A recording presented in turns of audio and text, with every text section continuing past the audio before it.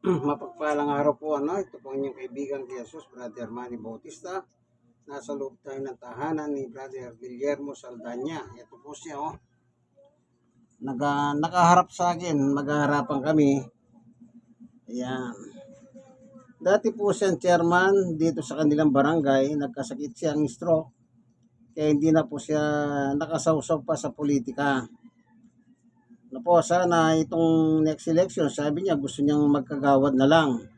Sabi ko nga sa kanya, hindi magkagawad ka na lang. At least, sigurado mananalo ito kahit kagawad lang. Isipin nyo, 20 years siyang nanungkulan dito. At maganda naman kanya record. Kaya sinabi niya sa akin na gusto niyang tumakbo ng kagawad. Sinabi ko naman, okay lang, tumakbo ng kagawad. Total, para meron siyang pera. Alam niyo po, ang kasi sa estado niya ngayon, medyo sabihin na natin may mga hindi pa stable yung mga anak niya eh.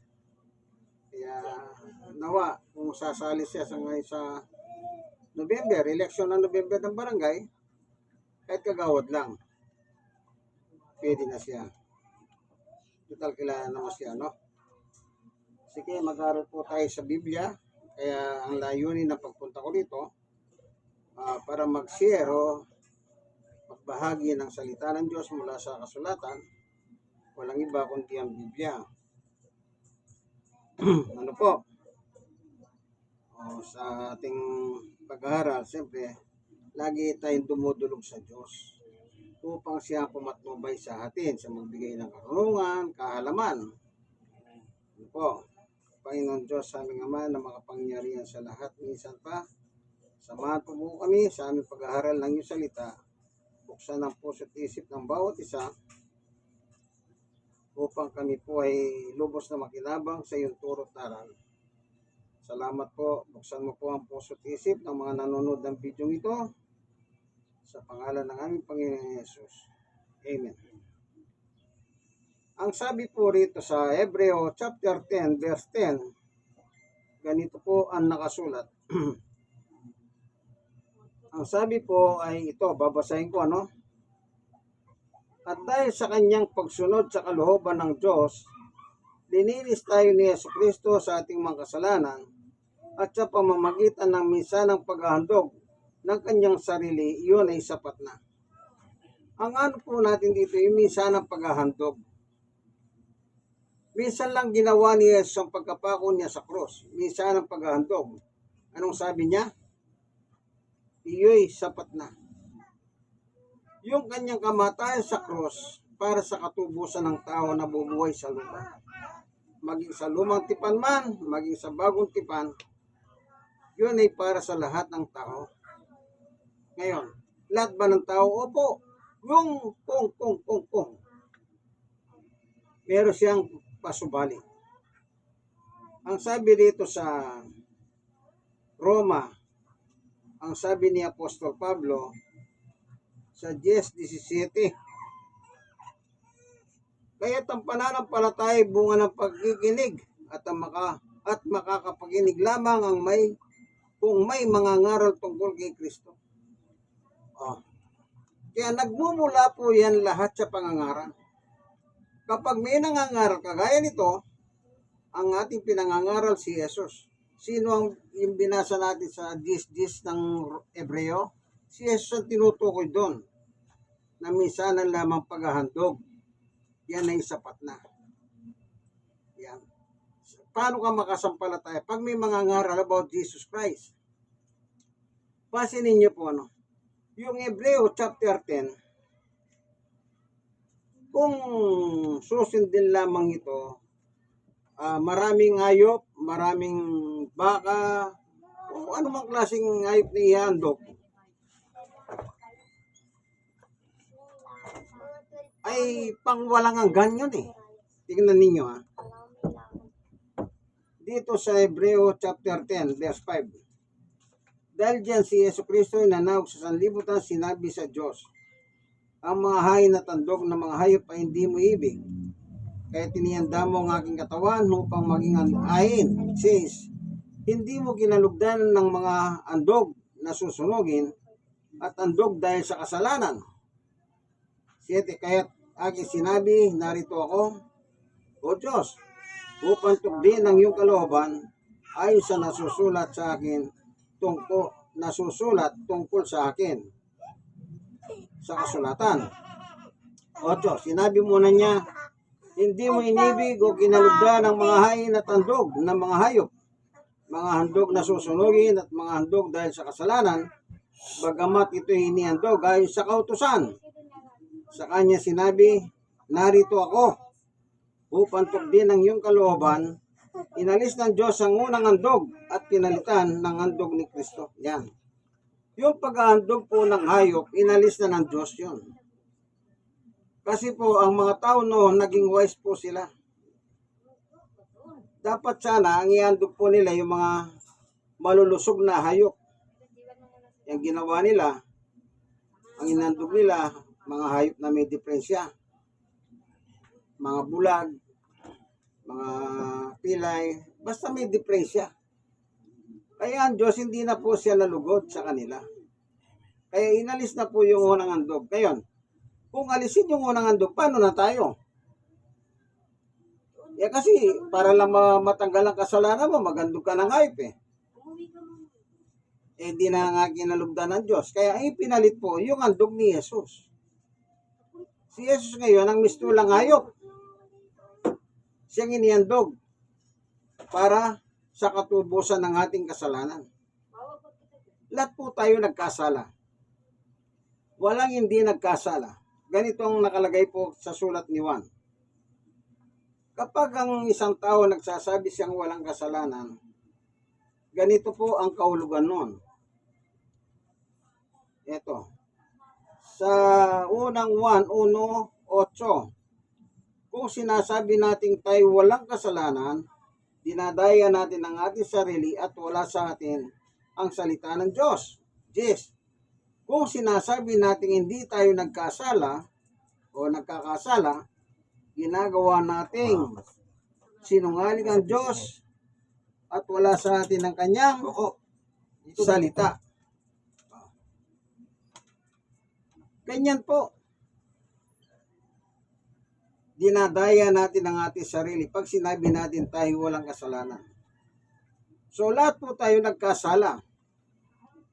Dito sa 5:12 ng Roma, ayon kay San Pablo. Ganito naman po ang mababasa natin. Okay? Nagbabasa tayo ng Biblia. Ganito ang nakalagay. Roma 5:12.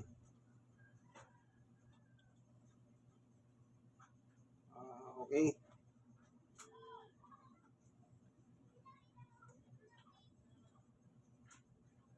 Ang kasalanan pumasok sa sanlibutan sa pamamagitan ng isang tao at ang kamatayan sa pamamagitan ng kasalanan. Dahil dito, lumaganap ang kamatayan sa lahat ng tao sapagkat ang lahat ay nagkasala. Ang lahat nagkasala. Wala pong walang kasalanan sa atin. Kaya kung sasabihin nyo pong hindi kayo nagkasala, ginagawa nyo pong sinungaling ang Diyos. At wala sa inyo ang kanyang salita. Ibig sabihin, wala ka ng salita ng Diyos. Kapag sinabi mong, wala kang kasalanan. So, kung tayo lamang po ang gagawa ng paraan, anuman ang ating inabot sa buhay, matalino ka man, ikaw na yung pinakamatalino, ikaw na yung pinakabobo, ikaw na yung pinakamayaman, ikaw na yung pinakamahirap. Anong naisip niyo pong paraan para ang ating kasalanan mabayad natin sa Diyos? Meron ba kayo naisip? Wala. Dahil mahal tayo ng Diyos, ang ginawa ng Diyos, pinadala po ang kanyang anak si Jesus dito mo sa mundo natin. Kaya sabi ni Jesus, narito ako upang tugdin ang kalooban mo, sabi niya sa Diyos. Ayon sa nakasulat sa kasulatan. So, pinadala po siya para tayo pong mga tao na nagkasala, makasalanan, ay hindi po tayo parusahan ng Diyos. Sapagkat ang parusa ng Diyos, hindi kagaya ng parusa ng tao. Dito sa lupa, pag nagkasala ka, kukulong ka lang ng habang buhay. Depende sa kaso. Pinakamatagal na yung habang buhay. Yung iba, sabi nila, pag habang buhay, diyan ka na mamamatay, sabi ng iba. Pero depende rin, kasi kapag naging mabait ka naman sa kulungan, pwede kang i-recommenda sa pardon. Kanya lang, pag napardonan ka, nagre-report ka rin sa presinto. Hindi ko alam kung buwan-buwan nagpapakita ka. At konting pagkakamali mo, dadamputin ka kagad. Kasi pardonado ka lang. Di po ba? Kaya sabi nila, ayan, tama-tama, na-pardon na ako, wala na akong kasalanan. Hindi. Binigyan ka lang ng temporary liberty. Ayon. Si Jesus, nang inendog po siya, minsan lamang. Hindi na kailangan pa ulit-ulit siyang inahandog para sa kasalanan ng tao. Minsan lamang. At ang sabi niya, yun ay sapat na. Kaya tayo pong mga tao, dapat tayong magsaya. Sahan. Dahil po yung kasalanan natin sa Diyos, hindi na natin babayaran. Paano? Kaya nga binasa natin yung Roma 10:17. Ano sabi ni Pablo doon? Itin nga natin. Ang sabi niya ay 10:17. Kaya't ang pananampalataya bunga ng pagkikinig at makakapakinig lamang kung may mga ngaral tungkol kay Kristo. Kay Kristo lamang po sasampalataya ang tao, hindi po sa reliyon, hindi po sa mga santo, hindi sa mga santa. Tandaan niyo po ito.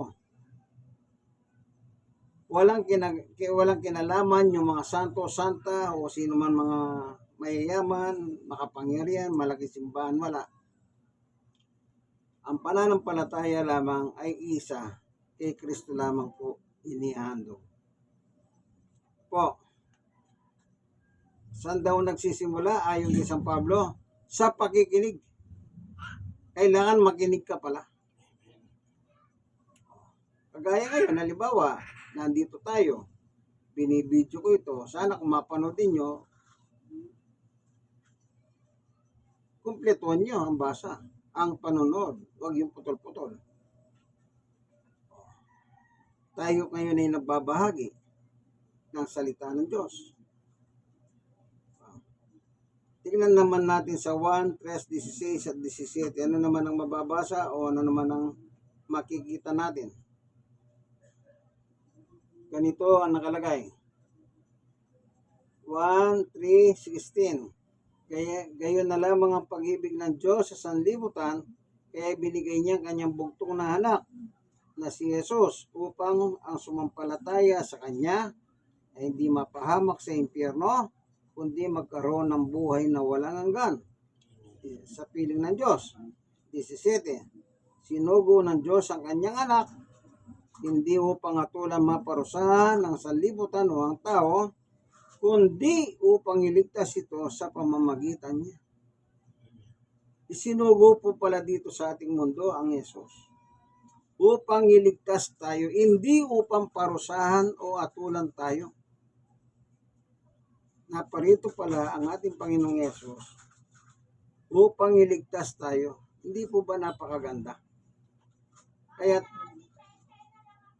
lagi ko sinasabi, kapag may utang ka sa isang Bombay o kahit na kanino man, kapag mayroong magbayad ng utang mo, di ba masaya ka? Parang sa mga hospital, yung mga napapanood natin sa TV, anong sabi nila? Oh, ma'am, pwede na po kayo lumabas, bayad na po kayo. Magtataka yung pasyente, sinong nagbayad? Sabi ng ospital, ay wala po akong alam dyan, basta binayaran na po lahat ang bill nyo, kaya pwede na kayong umalis, umuwi. Diba? Parang ganyan. Meron na tumubos sa ating kasalanan. Walang iba kundi si Jesus. At ang ginawa niya, minsan lang, thousands years ago ang nakaraan. 1,000 taon na po ang nakaraan na ginawa ni Jesus yun. Yun ay sapat na. Wala nang replacement pa. Ang kailangan lang natin ay tignan nga natin ang sulat ni San Pedro. Sa unang Pedro 2:24, ganito po naman ang ating mababasa. Sa kanyang pagkamatay sa krus, dinala niya ang bigat ng ating mga kasalanan upang tuluyan nating iwan ang pagkakasala at mamuhay ayon sa kalooban ng Diyos. Kaya gumaling sa pamamagitan ng kanyang mga sugat. Iwan. Alin daw po ang iiwan? Yung kasalanan. Halimbawa, ang trabaho mo, gun for hire, yung pumapatay ka, kasi utos ng Diyos, huwag kang papatay. Po, pumapatay ka. Nung marinig mo ang aral ni Jesus, sumampalataya ka. Anong sabi ni Pedro?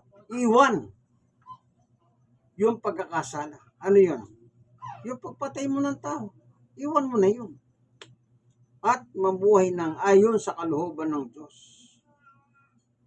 Kaya kung naniniwala ka, kaibigan, na yung kasalanan mo, tinubos na ni Jesus, walang dahilan para hindi mo iwan ang iyong kasalanan. Halimbawa, si Magdalena nung panahon ng Panginoong Jesus, nahuli nila, nagbebenta ng aliw. Sa madalit salita, isa po siyang patutot, hostes. Sa kanila, mahigpit yun eh. Dinala ngayon nila si Magdalena kay Jesus. Anong sabi ng mga Hudyo, kababayan niya? Guro, ito, nahuli namin si Magdalena. Nagbebenta ng aliw. Patutot, hostes. Dahil alam ni Jesus ang kanilang ginagawa. Yumuko si Jesus at sumulat po siya sa lupa sa pamagitan ng kanyang daliri. At ang sabi ng ating Panginoon, Jesus, sige, yung walang kasalanan sa inyo, ang unang bumato sa kanya. Tuloy pa rin yung pagsulat. Mga ilang minuto, tumingala na si Jesus at tinignan si Magdalena, si Maria, si Magdalena, mababalipad. Sabi niya, nasaan na? Wala bang bumato sa iyo? Ibig sabihin, wala bang umatol para mamatay ka sa bato? Sagot ni Magdalena, wala po. So sabi niya, ako man hindi kita hahatulan. Umuwi ka na at huwag ka na magkasala. Ibig sabihin, iwanan mo na yung kasalanan. Ano yung kasalanan? Yung nagbebenta ka ng aliw o patutot or hostes. Hindi rin kita hahatulan, sabi ni Jesus. Basahin natin sa 1:3:17. Anong sabi po sa 1:3:17? Ganito naman ang ating mababasa. Sapagkat sinugo ng Diyos ang kanyang anak si Jesus, hindi upang atulan maparusahan ng sanlibutan o mga tao, kundi upang iligtas ito sa pamamagitan niya. Hindi po naparito si Jesus para atulan tayo, kaibigan, kundi iligtas tayo. Kaya ginawa ko po halimbawa kay Magdalena. Sabi niya, sumuwi ka na. Ako man hindi kita hahatulan, Magdalena. Pero, pasaway ka. Iwan mo na ang iyong kasalanan. Ano yan? Hostes. Ibig sabihin, huwag ka nang mag-hostes. Huwag ka nang patutot, huwag ka nang magbenta ng haliw. Iwan mo na yan. Bakit? Kasalanan eh. Yung katawan mo, yung katawan ni Magdalena, ay ginagamit niya. Babasahin po ako. Unang Korinto 6:19-20. ang inyong katawan na hindi talagang inyo, kundi sa Diyos. Kaya't gamitin ninyo ang inyong katawan upang maparangalan ng Diyos. Kapag pa nagbebenta ka ng aliw, hostes ka, patutot ka, napaparangalan mo ba ang Diyos, kaibigan? Hindi. Paano mo mapaparangalan ng Diyos? Sundin mo ang kanyang kalooban. Di ba sabi ni Pedro, tinubos na tayo sa kasalanan ni Jesus, dapat sumunod natin na tayo sa kanya, sa kalooban ng Diyos. Di ba? Ginawa na ni Jesus po ang lahat ng kaligtasan para sa atin. Kaya dapat pasalamat tayo. Merong tumubos ng kasalanan natin na hindi natin kayang bayaran sa Diyos. Amen? Salamat po, Panginoon Diyos, na pinadala mo po ang bugtong mong anak na si Jesus upang sino man ang sumampalataya sa Kanya, maniwala at sumunod, hindi pumapahamak sa kapahamakan, kundi magkaroon ng buhay na walang hanggan sa piling mo. Salamat po, Panginoon Diyos, sa ngalan ni Jesus. Amen. Okay, ito po inyong kaibigan, Brother Manny Bautista. Siya naman po si Brother Guillermo Saldana. Yan po. God bless us all. Nasa barangay 97 tayo, Sonidis 1, Tondo, Manila. God bless us all po. Bye-bye.